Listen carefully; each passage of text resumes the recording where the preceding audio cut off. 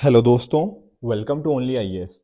जैसा कि आप सभी जानते हो, हम डिस्कस कर रहे हैं गवर्नमेंट स्कीम्स के बारे में। पिछले दो पार्ट्स के अंदर हमने कुछ इंपॉर्टेंट गवर्नमेंट स्कीम्स डिस्कस कर चुके हैं। अब आज के सेशन में हम क्या डिस्कस करेंगे? हम डिस्कस करने जा रहे हैं ministry of education and skill development के बारे में। देखो, दो अलग अलग मिनिस्ट्रीज हैं, एक नहीं है, ठीक है। एक है मिनिस्ट्री ऑफ एजुकेशन और दूसरी है मिनिस्ट्री ऑफ स्किल डेवलपमेंट के रिगार्डिंग। इनको समझेंगे दोनों मिनिस्ट्रीज को एंड इनकी कुछ इंपॉर्टेंट स्कीम्स देखेंगे जो पिछले कुछ टाइम के अंदर न्यूज़ में रही हैं। हमारा पहला स्कीम होगी दैट इज पढ़े भारत कैंपेन। दरअसल में है क्या ना, ये काफ़ी थोड़ा इंपॉर्टेंट है, करंट अफेयर्स में लिंक्ड है। कैसे? क्योंकि पिछले साल की अगर मैं बात करूं, 1 जनवरी से लेकर 10 अप्रैल 2022 तक ये टोटल में 100 दिन बनते हैं। तो हुआ क्या था इस टाइम के रिगार्डिंग, हमारी मिनिस्ट्री ऑफ एजुकेशन के द्वारा एक 100 दिन का ना रीडिंग कैंपेन बनाया गया था। पढ़े भारत का मीनिंग क्या होता है? यही तो होता है, रीडिंग कैंपेन। तो रीडिंग कैंपेन एक लॉन्च किया पढ़े भारत करके। इसका सिर्फ फोकस क्या है, क्यों ऐसा हम पढ़ाना चाहते हैं लोगों को? देखो, आप खुद सोचो कि हम क्या चाहते हैं, जो स्टूडेंट्स हैं ना, उनके अंदर एक तरह की क्रिटिकल अवेलेबिलिटी बने, ठीक है। क्रिटिकल क्रिटिकल जो रीजनिंग है एक बने। तो कैसे बन पाएगी? जब हम बुक्स को पढ़ते हैं, ठीक है। बुक्स को पढ़ के हम बहुत सारी नई नई चीज़ें सीखते हैं। हम अपनी उनको सराउंडिंग्स के अंदर अलग अलग चीज़ों के रिगार्डिंग देख पाते हैं। तो ये सारी चीज़ें बुक्स के थ्रू फॉर्मेशन होती है। इसीलिए हमारे पास ये कैंपेन है, पढ़े भारत कैंपेन। कितने दिनों के लिए? 100 डेज के लिए।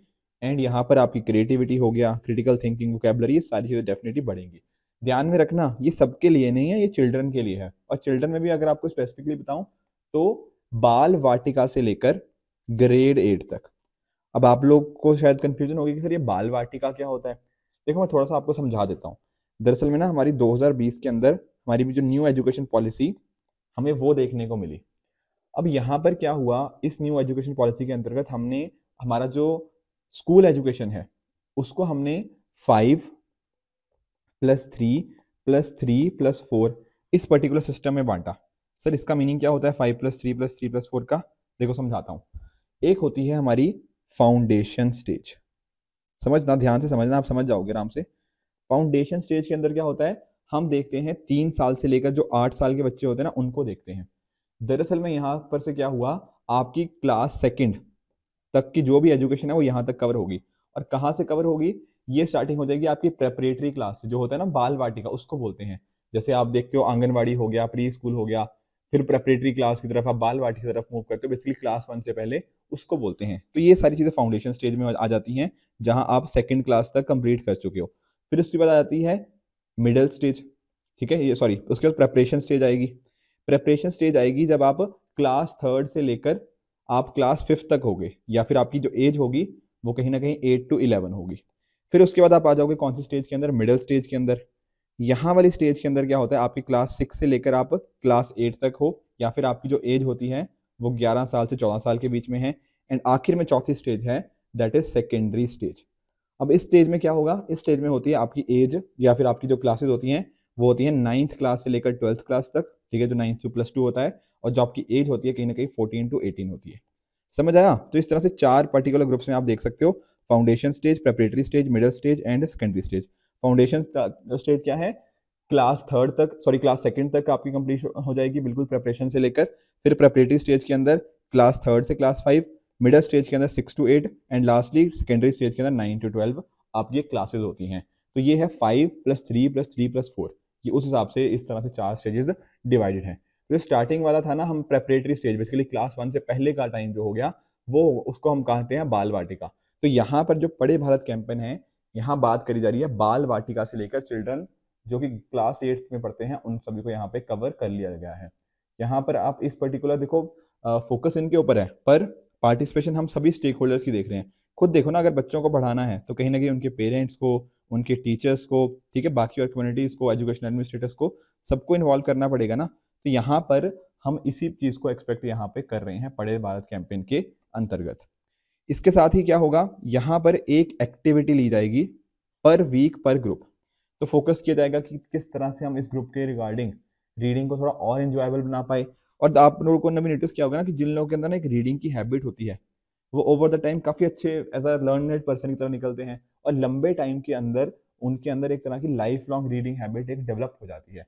तो यही यहाँ पे हमारा फोकस देखने को मिलेगा। एक इंपॉर्टेंट चीज जो हमें समझनी है कि यहाँ पर हमारी जो मदर लैंग्वेजेस हैं, लोकल हैं, रीजनल लैंग्वेजेस हैं, इन सभी के ऊपर भी फोकस होगा। ये मत समझना कि इंग्लिश वाली चीजें पढ़ाई जाएंगी इंग्लिश लैंग्वेज के अंदर, नहीं, लोकल रीजनल मदर टंग वाली लैंग्वेजेस भी यहाँ पे फोकस करी गई हैं। साथ में ही एक 21 फरवरी को दिन होता है इंटरनेशनल मदर टंग डे, तो ये भी उसी टाइम के अंदर आता है। कैसे, हमने देखा ना 1 जनवरी से लेकर कब तक है, 10 अप्रैल तक, तो बीच में इसका क्या आएगा, 21 फरवरी भी आएगा, राइट। तो वो भी यहाँ पे इसी के साथ इंटीग्रेटेड करा गया है। इसके साथ ही एक छोटी सी चीज और है, दैट इज कहानी पढ़ो अपनी भाषा में, ठीक है, कहानी पढ़ो अपनी भाषा में, बेसिकली अपनी स्टोरी को रीड करो इन योर ओन लैंग्वेज। तो ये भी यहाँ पर सेलिब्रेट किया जाएगा, इस तरह की एक्टिविटी यहाँ पे, ताकि बच्चों को इनकरेज किया जाए मदर टंग के अंदर पढ़ने के लिए। तो ये सारी इंपॉर्टेंट चीजें यहाँ पर हमें देखने को मिल जाती हैं, ठीक है। और जैसे मैं आपको बता भी रहा था नेशनल एजुकेशन पॉलिसी के बारे में जो 2020 में आई थी, उसी के इन लाइन है, ताकि लंबे टाइम के अंदर हम चिल्ड्रन के अंदर कैसे कल्चर को इनकलकेट कर पाएं, अपनी ट्राइबल लैंग्वेजेस को प्रोटेक्ट करें, ये सारी चीज़ों के अंदर डेफिनेटली हमें ये पर्टिकुलर कैंपेन हेल्प करता है। अगले टॉपिक की तरफ चलते हैं, दैट इज नीट 3.0। अब यहाँ पर सर नीट का फुल फॉर्म क्या है, देखो NEAT stands for national education alliance for technology 3.0। अब यहाँ पर से इसका मीनिंग क्या हुआ, मीनिंग नहीं समझ पा रहे हैं नीट का। देखो खुद सोचो, हर चीज के अंदर ना आज के टाइम पर हमें टेक्नोलॉजी का इंटरवेंशन से बहुत ही बेनिफिट हुआ है, राइट। अब यहाँ पर हमारा क्या फोकस होगा कि जो भी अच्छी अच्छी टेक्नोलॉजी है ना, बेस्ट यूज जो टेक्नोलॉजी है जो अच्छे से डेवलप हो गई है, उसको हम एजुकेशन सेक्टर के अंदर लेकर आए, ताकि इसके बेसिस के ऊपर जो टेक्नोलॉजी से है, जो हमारे ओवरऑल लर्निंग आउटकम्स हैं, बच्चे अच्छे से सीख पाए, ठीक है। काफ़ी जगह आजकल ऐसा भी होता है ना कि आपको, जैसे फॉर एग्जांपल आप नोटिस कीजिए, आर्टिफिशियल इंटेलिजेंस हो गया या इस तरह के कुछ पर्सनलाइज्ड एक्सपीरियंसेस हो गया। जैसे हमारी टीम भी ना, आपको आपने नोटिस किया होगा कि हमारी टीम की तरफ से भी ना आपको, आपका जैसे आपने कोई टेस्ट दिया तो आपको पर्सनलाइज्ड फीडबैक दिया जाता है कि अच्छा यार आपने इतना स्कोर किया, आपके ये वीक एरियाज थे, आप इनके ऊपर और इम्प्रूव कर सकते थे, यहाँ पे ये गड़बड़ हुई, ठीक है। तो इस तरह से इसको भी और एक्सटेंसिव लेवल के ऊपर, तो यहाँ पर क्या हो रहा है, टेक्नोलॉजी की मदद से आपका एजुकेशन का जो एक्सपीरियंस है उसको इंप्रूव किया जा रहा है, एंड वहां से आपके लर्निंग आउटकम्स बढ़ रहे हैं। यही चीज हमारी गवर्नमेंट कोशिश कर रही है, एक तरह का मॉडल लेकर आके, जहां मॉडल क्या है, पब्लिक प्राइवेट पार्टनरशिप, ठीक है। तो गवर्नमेंट भी होगी, अलग अलग जो एडटेक कंपनीज है वो भी हमें देखने को मिलेंगी। तो इस तरह से हम इसको करने की कोशिश कर रहे हैं कि कैसे एजुकेशन के अंदर हम टेक्नोलॉजी लेकर आए, जिससे एजुकेशन को और इम्प्रूव करा जा पाए। साथ में ही हमारे एजुकेशन मिनिस्टर जी के द्वारा, ठीक है, कुछ all India council of technical education जो AICTE है, उसके द्वारा प्रिस्क्राइब टेक्निकल बुक्स को भी रीजनल लैंग्वेजेस के अंदर लेकर आएगा। तो अब आप देख रहे हो काफी ज्यादा फोकस हो रहा है कि एजुकेशन को हम रीजनल लैंग्वेजेस के अंदर कैसे प्रोवाइड करें। ये जैसे था कि एक तरह से सिंगल प्लेटफॉर्म के ऊपर हम लेकर आ रहे हैं, टेक्नोलॉजी की मदद से ये सारी चीजें हो रही हैं, ठीक है। AI वगैरह हो गया, ये जो भी हो, इस तरह से बिग डेटा हो गया, कैसे इसको यूज किया जा सकता है आपके एजुकेशन को बेहतर बनाने के लिए। तो जो all India Council for Technical education है मिनिस्ट्री ऑफ एजुकेशन के अंदर, वो एक तरह का फैसिलिटेटर कर रहा है इस प्रोसेस के अंदर। देखा ना, पब्लिक प्राइवेट मॉडल, तो एक तरह का फैसिलिटेटर गवर्नमेंट की तरफ से कौन है, वो All India Council for Technical Education ही है।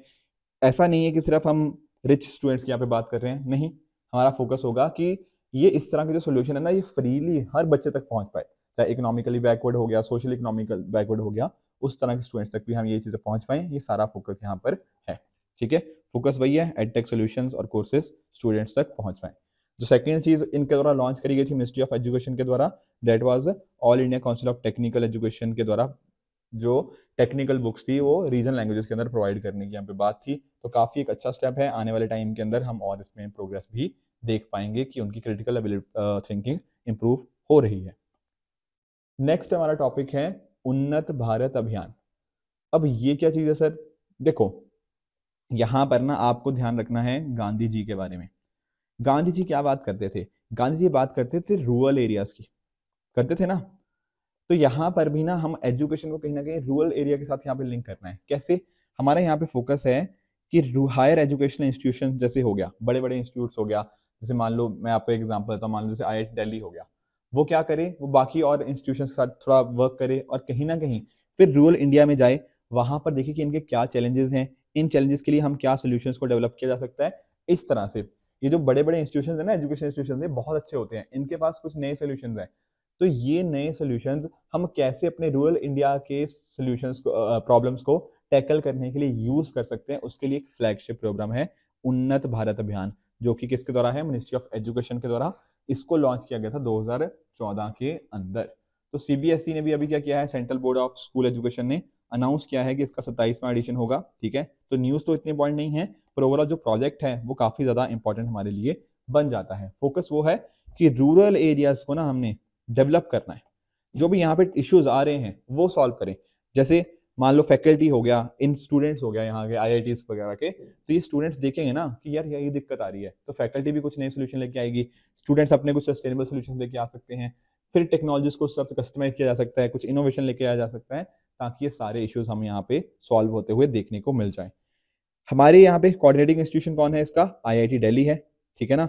तो इसको as a national coordinating institute for Unnat Bharat अभियान या हो गया इस पर्टिकुलर स्कीम के लिए देखा गया है, ठीक है। इसके पहले इसका 1.0 वर्जन था, अब इसका थोड़ा इंप्रूव्ड वर्जन है।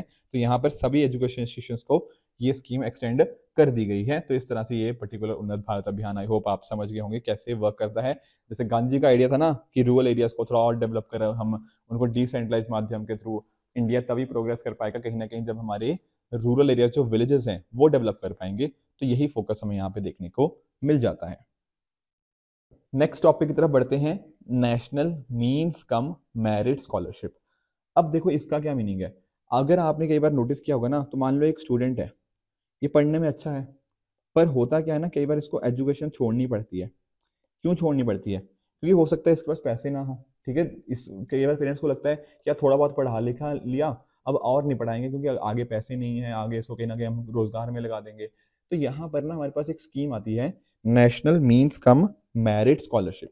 कहने का मीनिंग क्या है कि उन पर्टिकुलर मेरिटोरियस बच्चों को हम क्या देते हैं, स्कॉलरशिप्स दी जाती हैं। जैसे फॉर एग्जांपल EWS कैटेगरी के हो गया, इकोनॉमिकली वीकर सेक्शन के, ताकि ऐसा ना हो कि वो क्लास 8 के बाद स्कूल से ड्रॉप आउट कर दे। नहीं, कोई बात नहीं, आपके पास पैसा नहीं है, हम आपको थोड़ा पैसा प्रोवाइड करेंगे, आप अपनी एजुकेशन को आगे कंटिन्यू रखिए। ये यहाँ पर फोकस है। तो यहाँ पर आप सेकेंडरी स्टेज में भी इसका फोकस रखें, ये यहाँ पे बात इसके रिगार्डिंग करी गई है। तो यहाँ पर सिर्फ कितने पैसे मिलते हैं? देखो हर साल 12,000 रुपये इन टोटल मिलते हैं। बेसिकली कहने का मीनिंग 1,000 रुपया पर मंथ यहाँ पे पर स्टूडेंट दिया जाता है, ताकि एक साल के अंदर उनको टोटल 12,000 रुपये मिल जाए।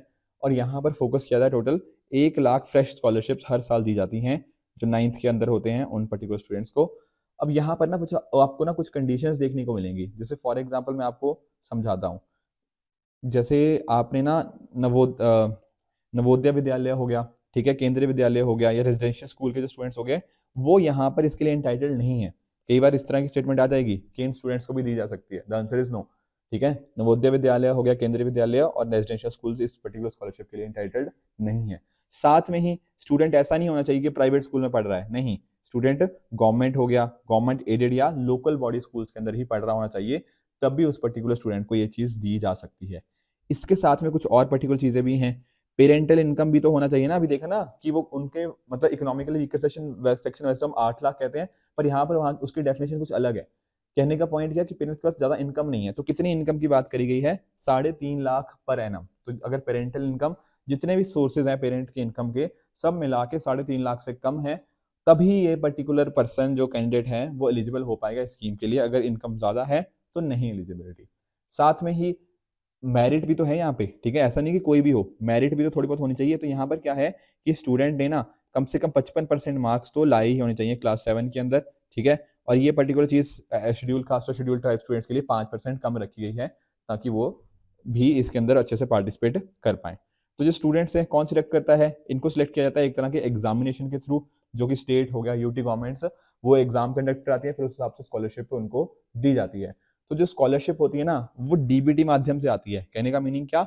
आपके बैंक अकाउंट में डायरेक्टली पैसा जाएगा, ठीक है, डायरेक्ट बेनिफिट ट्रांसफर, तो डायरेक्टली आपके अकाउंट में डिस्बर्स कर दिया जाएगा through the public financial management system. इसके थ्रू ये चीज वर्क करती है। तो ध्यान रखना, एक तो कि 12,000 रुपया पर साल आपको मिलते हैं, ठीक है। और कुछ कंडीशन, जैसे फॉर एग्जाम्पल पेरेंट्स की इनकम हो गया, कितने परसेंट मार्क्स चाहिए, 55% मार्क्स। तो ये सारे फैक्ट्स भी थोड़े थोड़े आइडिया होने चाहिए, क्योंकि अगर टफ क्वेश्चन बनेगा तब भी हम अच्छे से उस पर्टिकुलर क्वेश्चन को अटेम्प्ट कर पाए, ऐसा हमारा फोकस यहाँ पे रहना चाहिए। नेक्स्ट स्कीम की तरफ चलते हैं, that is PM Shri school. अब पहले तो SHRI की एक बार फुल फॉर्म देख लो। SHRI स्टैंड करता है स्कूल फॉर राइजिंग इंडिया। अब आप नाम से थोड़ा समझ गए होंगे, स्कूल फॉर राइजिंग इंडिया। कहने का मीनिंग क्या? जो हमारे स्कूल्स हैं वो आने वाले टाइम के अंदर कितने अच्छे हो सकते हैं, उनको हम कैसे नए नए मॉडर्न मेथड्स हो गया, कुछ नए जो अलग तरह का जो अच्छा इंफ्रास्ट्रक्चर हो गया वो कैसे इनके अंदर डेवलप किया जा सकता है, ये यहाँ पर फोकस है पीएम श्री स्कूल का।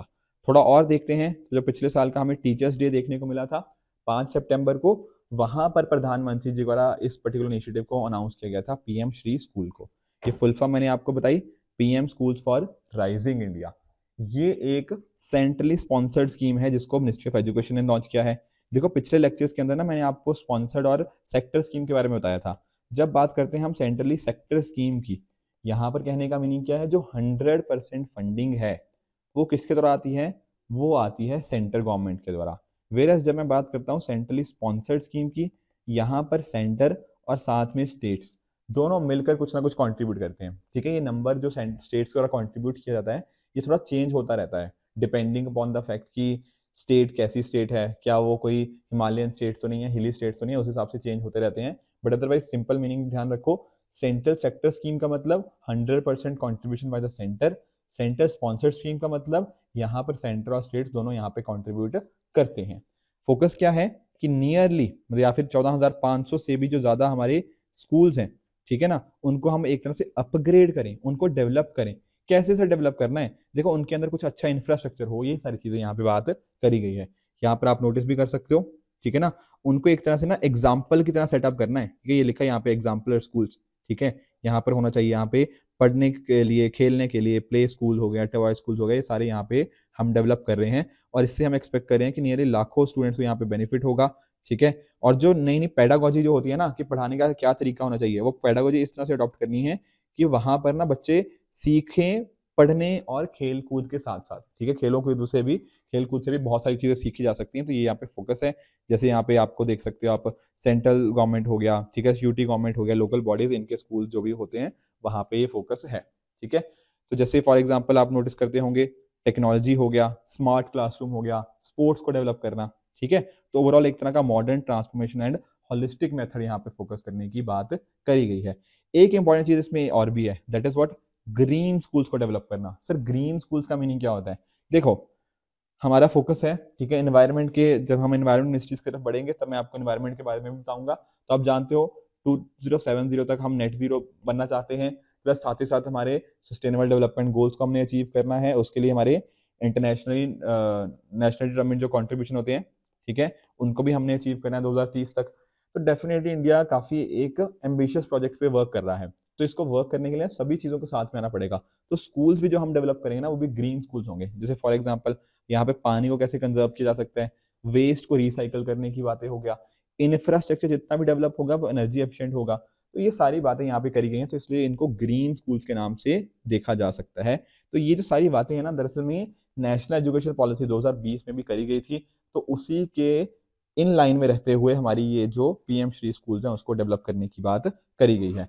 बाकी आप देख सकते हो एनईपी के बारे में भी मैंने आपके जैसे जिक्र भी किया था अभी थोड़ी देर पहले ही, जो 5+3+3+4 है, इस सिस्टम को हमने अडॉप्ट किया हुआ है। ठीक है, जो आंगनवाड़ी हो गया, प्री स्कूलिंग के 3 साल हो गए, वो भी हमने इसके अंदर इंक्लूड कर लिए गए हैं। साथ में ही हमारा जो एनईपी के अंदर फोकस है कि ग्रेड 5 तक तो कम से कम हम मदर लैंग्वेजेस, मदर टंग हो गया, रीजनल लैंग्वेजेस के अंदर उनको टीचिंग करवाएं, एंड अगर इसको 8th क्लास तक एक्सटेंड किया जा सकता है तो वो भी हम कर सकते हैं। साथ में ही जो हमारी ग्रॉस एनरोलमेंट रेशियो है उसको हम इंक्रीज करना चाहते हैं बाय 50% टू, मतलब 50% तक बाय 2035, ये फोकस है हायर एजुकेशन के अंदर। साथ में ही यूनिवर्सलाइजेशन ऑफ एजुकेशन, स्टार्टिंग में जो स्कूल एजुकेशन है ना 2030 तक हम चाहते हैं वहां के अंदर 100% ग्रॉस एनरोलमेंट रेशियो, और हायर एजुकेशन के अंदर 50% ग्रॉस एनरोलमेंट रेशियो। ठीक है, बाकी साथ में ही कोई रिजिड सेपरेशन नहीं होना चाहिए। आपने मान लो कुछ एक सब्जेक्ट को चूज किया है तो आप दूसरे सब्जेक्ट भी आसानी से चूज कर पाओ। जैसे मान लो आपने हिस्ट्री चूज करी है तो हिस्ट्री के साथ कुछ थोड़ा कम रिलेटेड सब्जेक्ट भी आप उसके अंदर चूज कर सकते हैं। प्लस आपको यहाँ पे एक तरह का ग्रेडिंग सिस्टम हो गया, पॉइंट बेसिंग सिस्टम हो गया, वो सारी बातें करी गई हैं ताकि आप अपने मनपसंद के सब्जेक्ट्स पढ़ पाओ। ठीक है, अगर बीच में कभी ड्रॉप आउट करना भी पड़े तो आपके पास कुछ पॉइंट्स हो उसके रिगार्डिंग। ये सारा होलिस्टिक डेवलपमेंट की यहाँ पे बात करी गई है, और ऐसा नहीं है कि सिर्फ एग्जाम के माध्यम से ही हम आपको टेस्ट कर रहे हैं, नहीं, आपको एवेल्युएट करने के लिए बहुत सारे माध्यम, बहुत सारे क्रिएटिव एंड फ्यूचर लुकिंग जो मेथड्स होते हैं यहाँ पे, उन सभी की बात करी गई है। साथ में ही एनईपी 2020 के माध्यम से ना जो 2 करोड़ स्टूडेंट स्कूल से बाहर जा चुके हैं उनको वापस हम लाने की बात कर रहे हैं। वोकेशनल एजुकेशन भी यहाँ पे क्लास 6 से स्टार्ट करी जाएगी ताकि आप थोड़ा उनके साथ इंटर्नशिप करो एंड काम को सीखो भी। कहने का फोकस क्या, आपको स्किल्स कैसे दिए जा सकते हैं, ठीक है। हमारा फोकस जैसे होता है ना कि रटने के ऊपर, नहीं, रटने से हम दूर जाएंगे, स्किल्स के ऊपर हो गया, कुछ आपको नए इस तरह के काम हो गया जो आपको सिखाए जाएंगे कि कैसे, ठीक है, जिसके बेसिस के ऊपर आप आने वाले टाइम के अंदर जॉब्स वगैरह की अपॉर्चुनिटीज आपके लिए नहीं खुल सकती हैं। ये सारी बातें NEP 2020 के अंदर भी हमें देखने को मिलेंगी। नेक्स्ट टॉपिक की तरफ चलते हैं, दैट इज युवा 2.0। अब ध्यान रखना, कई बार ना हमें डाउट हो जाता है कि यार कौन किसने लॉन्च किया होगा। तो पहली बात तो ये है कि मिनिस्ट्री ऑफ एजुकेशन ही है जिसने लॉन्च किया है PM स्कीम फॉर मेंटरिंग। दरअसल में इसी का नाम है युवा। अब युवा की फुल फॉर्म एक बार अगर आप नोटिस करोगे तो that is young upcoming and versatile authors 2.0। समझने की कोशिश करते हैं। पहली बात तो नोटिस करना कि मान लो आपकी उम्र है 30 साल से कम, ठीक है, और आप कहीं ना एक राइटर, एक ऑथर बनना चाहते हो, ठीक है, तो आपको बट ना कोई मेंटरशिप नहीं मिली ढंग की, आपको पता नहीं यार कि कैसे अच्छा लिखते हैं, कैसा मतलब इस तरह की बुक्स वगैरह को कैसे पब्लिश किया जाता है, ये सारी चीज़ें आपको नहीं पता। तो इस पर्टिकुलर स्कीम युवा 2.0 के अंदर, young upcoming and versatile author 2.0 के अंतर्गत क्या होगा, टोटल 75 ऑथर को हम सिलेक्ट करेंगे एक कॉन्टेस्ट के माध्यम से, ठीक है सर। ये कॉन्टेस्ट हुआ, उससे 75 ऑथर्स को हमने सिलेक्ट कर दिया। फिर ना ये जो यंग ऑथर्स हैं जिनकी 30 साल से उम्र कम है, इनको मेंटरशिप दी जाएगी, जो अभी एस्टैब्लिश्ड ऑथर्स हैं या फिर जो एस्टैब्लिश्ड मेंटर्स हैं उनके द्वारा इनको ट्रेनिंग दी जाएगी। फिर उसके मेंटरशिप के बेसिस के ऊपर इनकी जो बुक्स हैं सर वो भी पब्लिश करी जाएंगी। तो नोटिस कर रहे हो कि अगर किसी पर्सन को ना बहुत इंटरेस्ट है ऑथर्स बनने के अंदर या फिर, तो डेफिनेटली सरकार स्पेशली मिनिस्ट्री ऑफ एजुकेशन जो है वो बहुत ज़्यादा हेल्प कर रही है कि आपको मेंटरशिप भी प्रोवाइड करी जाएगी जो एस्टैब्लिश ऑथर्स हैं उनके द्वारा, एंड साथ ही साथ फिर आपकी जो पहली बुक है वो भी इनके द्वारा ही पब्लिश होती हुई देखने को मिल जाएगी। तो ये है युवा 2.0 young upcoming and versatile authors, ठीक है। ऑथरशिप मेंटरशिप स्कीम हो गया, ये सारी चीजें हमने पढ़ ली हैं कि 30 ईयर से एज कम होनी चाहिए। फोकस क्या है, एक तरह का ना कल्चर बन पाए, अभी पढ़ा था ना पढ़े भारत, उसका भी कहीं ना कहीं फोकस यही था कि हम एक तरह का लर्निंग कल्चर डेवलप करना चाहते हैं कंट्री के अंदर। तो यहाँ पर भी फोकस वही है, हम एक reading writing and book culture country के अंदर लेकर आए और यहाँ पर इंडिया को मतलब ग्लोबल लेवल पे हम प्रेजेंट करें कि हाँ देखो कितनी अच्छी बुक्स हमारे द्वारा लिखी जाती हैं। इसके साथ में अगर आप नोटिस करो तो इस बार का जो थीम है that is democracy, institution, events, people, constitution values, past, present and future. और इसको इंप्लीमेंट किसके द्वारा किया जा रहा है, by national book trust of India, इनके द्वारा, ठीक है।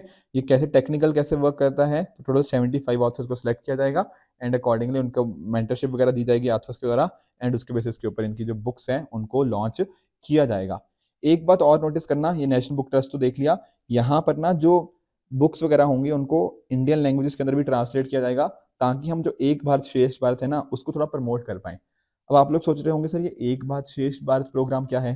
देखो ये एक तरह का प्रोग्राम है जिसके बेस के हम ऊपर क्या चाहते हैं, एक तरह का जो इंटरेक्शन होता है, साथ ही साथ जो म्यूचुअल अंडरस्टैंडिंग होती है उसको हम इंक्रीज कर पाए। सर वो कैसे, देखो मान लो बहुत सारी स्टेट्स हमारे पास है, बहुत सारी यूटीज हैं, तो काफी बार ना एक स्टेट को दूसरी स्टेट के साथ या फिर एक स्टेट को दूसरी यूटी के साथ पेयर अप किया जाता है ताकि क्या हो पाए, आपस में ना दोनों के बीच में कल्चरल जो कनेक्ट है वो इम्प्रूव हो पाए, ठीक है। हमारे देश की एक जो हम बात करते हैं ना यूनिटी इन डाइवर्सिटी की, उसकी यहाँ पे बात करी गई है। तो एक तरह का कल्चर बनेगा, कल्चरल कनेक्ट बनेगा लैंग्वेज लर्निंग के माध्यम से, ठीक है। हमारी ट्रेडिशन, हमारा म्यूजिक, हमारा टूरिज्म, कुजीन, स्पोर्ट्स, कुछ हो सकता है कल को बेस्ट प्रैक्टिसेस हों वो भी एक पर्टिकुलर स्टेट दूसरे के साथ शेयर कर सकती है। तो ये सारी बातें यहाँ पे एक बात श्रेष्ठ बात के अंदर देखने को मिल जाती है। एंड हमारा जो युवा 2.0 प्रोग्राम है यहाँ पर भी यही चीज़ है कि हम जब एक पर्टिकुलर बुक को ट्रांसलेट करेंगे डिफरेंट डिफरेंट इंडियन लैंग्वेजेस में, तो हमारा कल्चर एक्सचेंज होगा, हमारा लिटरेचर एक्सचेंज होगी, एंड उससे जो यूनिटी एंड डाइवर्सिटी हो गया, और साथ ही साथ जो एक भारत श्रेष्ठ प्रोग्राम जिस पर्टिकुलर चीज़ के लिए हमने लॉन्च किया है उस तक पहुंचने में हमारा ये हेल्प कर सकते हैं, ठीक है। और आप जान चुके हो युवा 2.0 से क्या होगा, ठीक है। डेफिनेटली एक तरह की जो यंग ऑथर्स हैं उनको एक तरह से अपने कल्चर को बताने के लिए एंड कहीं ना कहीं नए बढ़िया ढंग से ऑथर्स बनने के लिए ये चीज़ें बहुत ज़्यादा उनको हेल्प करने वाली हैं। नेक्स्ट स्कीम की तरफ चलते हैं, that is PMKVY, that is प्रधानमंत्री कौशल विकास योजना।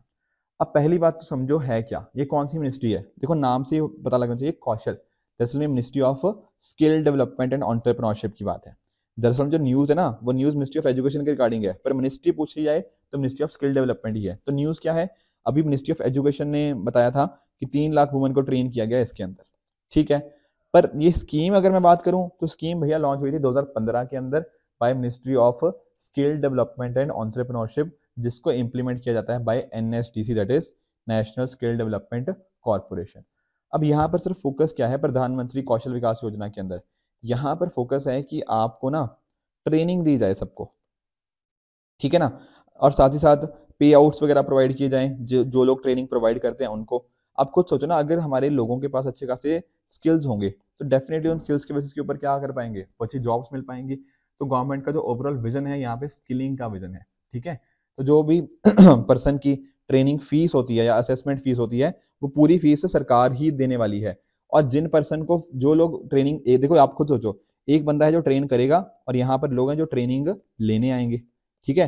तो ये जो पैसा जो ट्रेनिंग लेने आएंगे इनको कुछ पैसा देना पड़ेगा? द आंसर इज नो, इनके बिहाफ पे गवर्नमेंट इनको पैसा देगी, ठीक है। और इनको क्या मिलेगा, कुछ पे आउट मिलेगा, ठीक है। तो इस तरह से ये चीज वर्क करती है।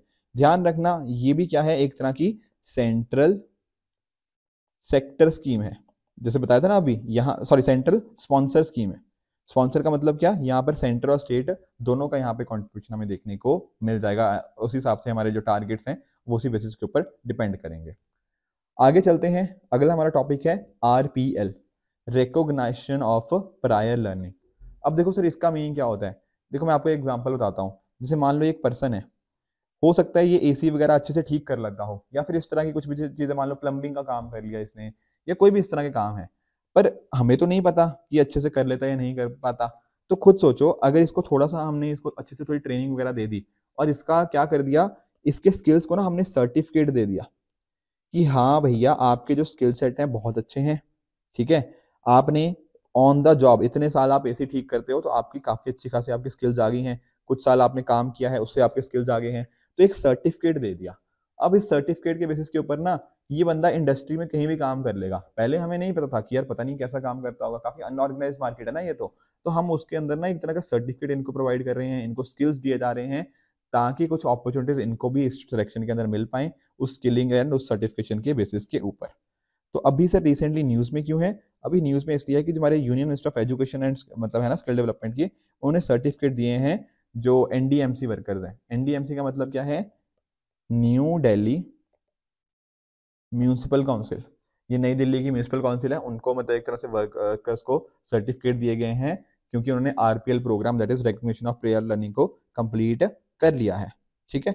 यहाँ पर फोकस क्या है RPL के ऊपर, कि आपके स्किल्स को एक तरह से हम एवेल्युएट करते हैं, आपकी नॉलेज को, एक्सपीरियंस को, फिर उनके बेसिस के ऊपर यहाँ पे देखने को मिल जाता है, उनको सर्टिफिकेट वगैरह दिए जाते हैं। तो जो भी अलग अलग हो गया उनको देखा जाता है कि क्या आपके पास इंडस्ट्री रेलेवेंट स्किल्स हैं, ठीक है। यहाँ पे लिखा ना, learn a skill earn a reward, ठीक है। तो यही है national skill certification and monetary reward scheme, ठीक है। जैसे फॉर एग्जांपल कंस्ट्रक्शन हो गया, इलेक्ट्रिकल, प्लम्बिंग, पॉटरी, हैंडीक्राफ्ट्स, इन सभी चीज़ों के अंदर आपको स्किल्स किया जाएगा ताकि आपको अपॉर्चुनिटीज मिलें, जो भी इनइक्वालिटीज हमें एग्जिस्ट करती हुई देखने को मिल जाती हैं उनको हम कहीं ना कहीं सॉल्व करें। ध्यान रखना एक बात, ये जो आपको इस पर्टिकुलर प्रोग्राम के अंदर काम करने के लिए, ठीक है, इसके अंदर पार्टिसिपेट करने के लिए कोई भी फीस नहीं पे करनी। यहाँ पर फोकस क्या होगा कि आपका लर्निंग की वैल्यू उसको हम कहीं ना कहीं दुनिया के सामने लेके आए, आपको सर्टिफिकेट दें, पर आपको इसके लिए कोई भी पैसे नहीं पे करने पड़ेंगे। ऑन द अदर हैंड, बल्कि आपको सर्टिफिकेट जब आपको मिलेगा ना, आपने अच्छे से काम किया है तो डेफिनेटली आपको 500 रुपये यहाँ पे मिलेंगे अगर आपका सक्सेसफुल सर्टिफिकेशन यहाँ पे देखने को मिल जाता है। सरकार का देखो काम क्या है, सरकार का काम ये है कि आपके स्किल्स को आपको बताए कि हाँ आपके पास ये स्किल्स हैं, उसका सर्टिफिकेट मिले, वो लोगों तक भी पहुंचेगा एंड अकॉर्डिंगली आप कहीं ना कहीं अपनी फैमिली का, अपने लिए अच्छे रोजगार की अपॉर्चुनिटीज आप बना पाओ, उसके लिए यहाँ पे ये चीज़ देखने को मिल जाती है। बाकी साथ ही साथ इसमें आपकी डिजिटल एंड फाइनेंशियल लिटरेसी भी हो रही है, एंड एक इंपॉर्टेंट चीज दैट इज कि कैंडिडेट्स को यहाँ पर एक्सीडेंटल इंश्योरेंस कवरेज भी मिलेगा 3 साल का फ्री ऑफ कॉस्ट। तो डेफिनेटली बहुत अच्छी स्कीम्स हैं जो भी इस पर्टिकुलर चीज़ों के अंदर, specially plumbing, electrical, construction, pottery, handicraft, इस पर्टिकुलर चीज़ों में कहीं ना कहीं वो स्किल होना चाहते हैं एंड कहीं ना कहीं एक सर्टिफिकेट लेना चाहते हैं, तो यहाँ पर RPL प्रोग्राम एक बहुत ही अच्छा प्रोग्राम है इस पर्टिकुलर चीज़ के रिगार्डिंग। तो आई होप आपको जो मिनिस्ट्री ऑफ एजुकेशन एंड साथ ही साथ ministry of skill development and entrepreneurship के रिगार्डिंग इंपॉर्टेंट स्कीम्स थी पिछले 1 साल के अंदर न्यूज़ में, वो अच्छे से समझ आ गई होंगी। अगर आपको इस लेक्चर का PDF चाहिए तो आप हमारे Telegram channel only as nothing else पे जाके, इस पर्टिकुलर चैनल पे जाके इसकी PDF को एक्सेस कर सकते हो एंड अपनी प्रिपरेशन को और भी बेहतर बना सकते हो। इसी तरह से आने वाले लेक्चर्स के अंदर हम और भी जो मिनिस्ट्रीज बची हुई हैं उनको कवर करते रहेंगे एंड आपको ये आई एम वेरी श्योर ये गवर्नमेंट स्कीम्स की जो पूरी सीरीज है काफ़ी पसंद आ रही होगी एंड आपको जो एग्जाम में भी काफ़ी ज़्यादा हेल्प करने वाली है। ठीक है friends, so friends this it for this video, keep working hard, goodbye and good luck.